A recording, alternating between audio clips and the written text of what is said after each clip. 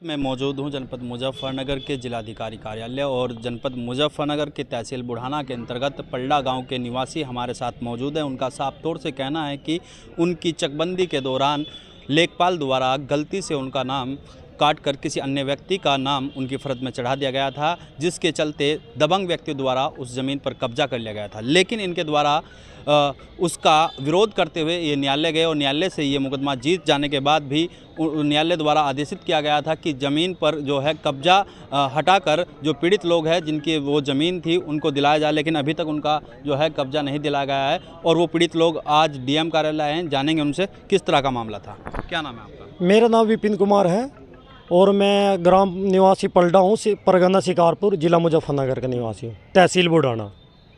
मामला ये है, मेरे पिताजी मेरे दादाजी के नाम से 4.5 बीघे के लगभग ज़मीन थी, जो चकबंदी के दौरान उसमें से हमारे दादाजी का नाम काट के किसी राजपाल पुत्र बारू का नाम उसमें अंकित कर दिया गया था। हमने जब उसकी शिकायत करी न्यायालय में, उसके लिए वाद डाला, वो गलत नाम तो काट दिया गया। फिर दादाजी का नाम आया, दादाजी एक्सपायर हो गए हैं, फिर पापा के नाम से विरासत दर्ज हुई। उसके बाद एसडीएम साहब का धारा 134 में अवैध कब्जा हटाने के संबंध में आदेश हो गया, लेकिन तहसील सतर से ना तो हमें कब्जा करवाया गया। बार बार हमें कम से कम 20 साल में 2 बार खेत में बुला चुके हैं कब्जा करवाने के लिए, लेकिन क्षेत्रीय लेखपाल विपिन पटवारी और कानूगो उनसे कब्जाधारियों से मिले हुए हैं।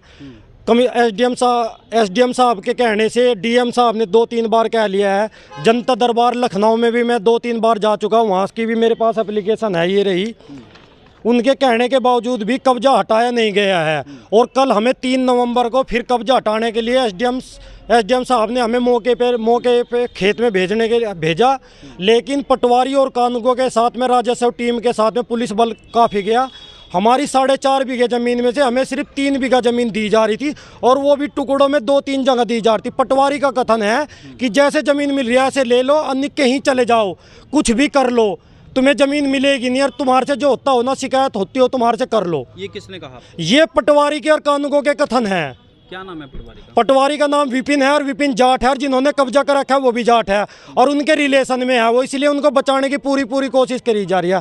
और यूपीआरसी एक्ट 2006 की धारा 134 के अंदर मुआवजे का प्रावधान है। जितने दिन आपने किसी की ज़मीन पे कब्जा करके मुआवजा करा, 50,000 रुपये लेके इन्होंने उस मुआवजे को भी कटवा दिया आदेश के अंदर से। अच्छा, इस संबंध को लेकर आप डीएम साहब से कितनी बार मिले? डीएम साहब से इस संबंध में मैं कम से कम 3 बार मिल चुका हूँ, और ये चौथी बार आज फिर मैं डीएम साहब के पास आया हूँ। यहाँ पे डीएम साहब बोल देते हैं, जैसे फ़ोन करते हैं डीएम साहब एसडीएम साहब को, तो बोल देते हैं इनको भेज दीजिए, इनका काम हो जाएगा। लेकिन वहाँ जाने के बाद वही ढाक के 3 पात, वहाँ कुछ नहीं होता। वापस हमें धमकाया जाता है कि तुम जाके शिकायत करते हो, ये करते हो, वो करते हो, और तुम्हारे से जो हो रहा है कर लो, जाओ, ज़मीन नहीं मिलेगी। अच्छा, इस संबंध में आप मुख्यमंत्री योगी आदित्यनाथ से भी मिले हैं, उनकी तरफ से क्या आश्वासन दिया गया? योगी जी के हम वहाँ पे गए थे, तो वहाँ पे योगी जी ने मोहर लगा के डीएम साहब को है ना ये कहा था कि नियम अनुसार कब्जा हटवा के प्रार्थी का कब्जा करवाया जाए। स्पेशल फ़ोन भी किया था डीएम साहब को भी और एसडीएम साहब को भी, उसके बावजूद भी कोई कार्रवाई नहीं करी गई है। और मैं बहुत परेशान हूँ। सन 2019 से मैं खुद लगा हुआ हूँ, कम से कम भी पानीपत से बुढ़ाना तहसील के कम से कम भी 250 चक्कर मैंने मार दिया। प्राइवेट में नौकरी करता हूँ, छुट्टी झूठ सच बोल के मैं छुट्टी लेके आता हूँ, उसके बाद भी मेरी कोई सुनवाई नहीं है और कोई भी कार्य नहीं करा जा रहा है तहसील सतर पे। तो किसकी लापरवाही मान रहे हैं? लापरवाही इसमें कानूनगो और पटवारी की है मैन। वो है ना एसडीएम साहब को भी गुमराह कर रहे हैं, कभी बोलते हैं ज़मीन ये वहाँ चली गई थी, वहाँ चली गई थी। मैं ऑन द स्पॉट कैमरे के आगे ये बात कह रहा हूँ, अगर कोई मुझे या मेरे कागजों को झूठा साबित कर दे, मैं अपनी सारी ज़मीन छोड़ दूंगा।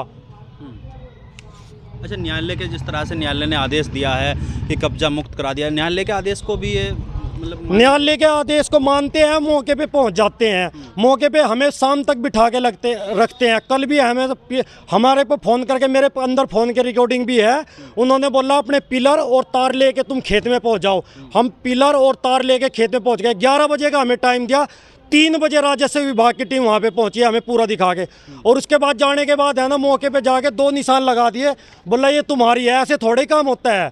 और उसके बाद 3 जगह टुकड़ों में मेरे को ज़मीन दी जा रही है, 4.5 बीघे में से 3 बीघे दी जा रही है। बोले इतनी ज़मीन उपलब्ध है। जब मेरी 4.5 बीघे ज़मीन उपलब्ध है, मेरे हिसाब से वहाँ पैमाइश करवाई जाए, 4.5 बीघे से भी वहाँ फालतू ज़मीन निकलेगी। अच्छा बाबूजी, आप काफ़ी प्रयास कर रहे हैं, डीएम साहब से भी आप मिले हैं, न्यायालय में भी आप गए हैं। हाँ जी हाँ, क्या किसकी लापरवाही मान है जो आपको इतना चक्कर काटना पड़ा? ये पटवारी की है जी और कानूगो की, दोनों की मिली भगत है जी इनकी। अच्छा, मैं बूढ़ा आदमी, मैं मोटरसाइकिल पे जड्डे में पाड़े में मैं फिरूं, तारीख 5 साल हो लिए जी मुझे मुकदमा लड़त हो। अब मैं कानूगो और पटवारी यही मुझको घुमा रहे हैं जी, और कोई नहीं घुमा रहा। ये उनसे मिले हुए हैं जी, उन जट्टों से, वो भी जाट है वो भी जाट है। छमाई बांध रखी जी, हर महीने छमाई लेके जावे हैं। और कल भी ये मुझे ये बोल रहा, बोले तो छमाई क्या है? छई मतलब फसल में से हिस्सा लेके जावे जी वहाँ से। अच्छा, कल भी मुझे ये बोल रहा, जहाँ से तुम्हें शिकायत करनी वहाँ कर लो, जमीन तो ऐसे ही मिलेगी टुकड़ियों में ही। आप ये बताओ सरकार, जब ये दूसरे का घर है, ये मेरा घर है, दूसरा मुझे कौन बढ़ने देगा अपने घर में? अच्छा माता जी, आप काफ़ी लंबे समय से पूरा परिवार जो है इस मामले को लेकर दुखी है, परेशान है, बार बार अधिकारियों के दफ्तरों के चक्कर काटना पड़ रहा है, किसकी लापरवाही मानते हैं? और भाई लापरवाही तो इसमें कानून को पटवारी किया सरासरी। आरडीएम ने बुढ़ाना, आरडीएम ने राजकुमार ने हमारा आदेश कर दिया था, मतलब भाई ना कब्जा दुआओ, उसकी बेचारे की मतलब बदली होगी, वो बढ़िया काम करके, वैसे तुम्हारे लिए कोई बात नहीं है, फिर उसकी बदली होगी।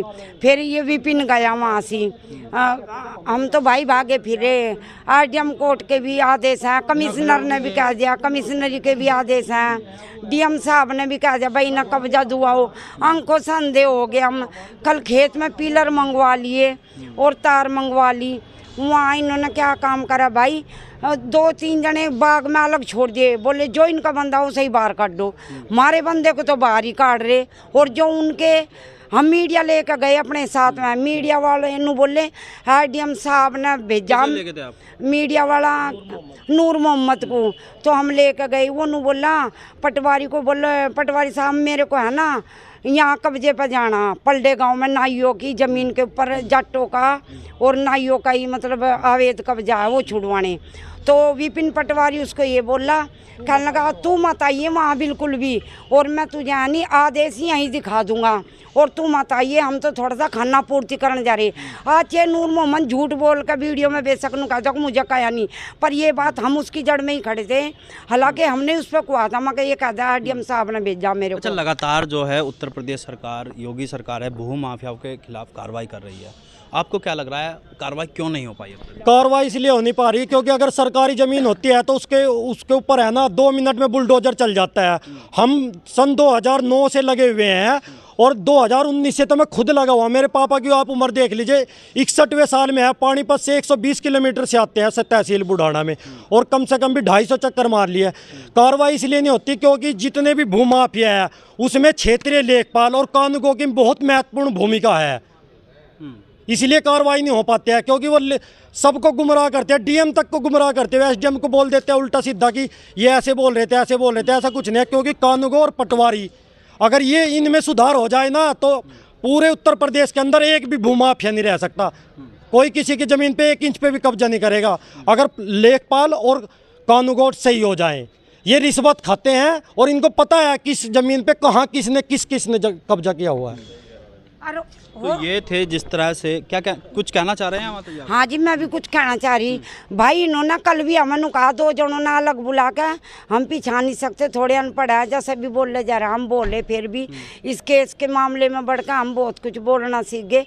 नु बोले ताई ना अपने जागतों को लेकर पर भाग जा, यानी जो पटील का काम हुआ ना वो मार दिया, पटील मार दिया था, मैं गोली तो मार देंगे, पानीपत जाओगी 2-3 के सिर दे कर जाओगी। तो यहाँ ये वहीं से कहा, हमें किसी बंदों ने मतलब नू पता नहीं, मैं तहसील के थे कोई थे, वहाँ बाग खड़ा हमारी जमीन के सामने, बोले क्या जमीन। अच्छा माता जी ये बताइए, योगी सरकार से, उच्च अधिकारियों से आपकी किस तरह से भाई योगी सरकार, योगी को सब बढ़िया बताओ, हम तो देख हम वोट देना उसे ही, पर हम तो जी बढ़िया बताओगे योगी मोदी को, जो हमें कुछ न्याय मिलेगा, हमें कुछ न्याय नहीं मिला। हालांकि हम वोट दे रहे, हरियाणा में रह रहे, पर हमें कुछ न्याय नहीं मिला। अगर उनका अवैध कब्जा होता तो मैं 10 मिनट में बुलडोजर एक्शन ले लेते।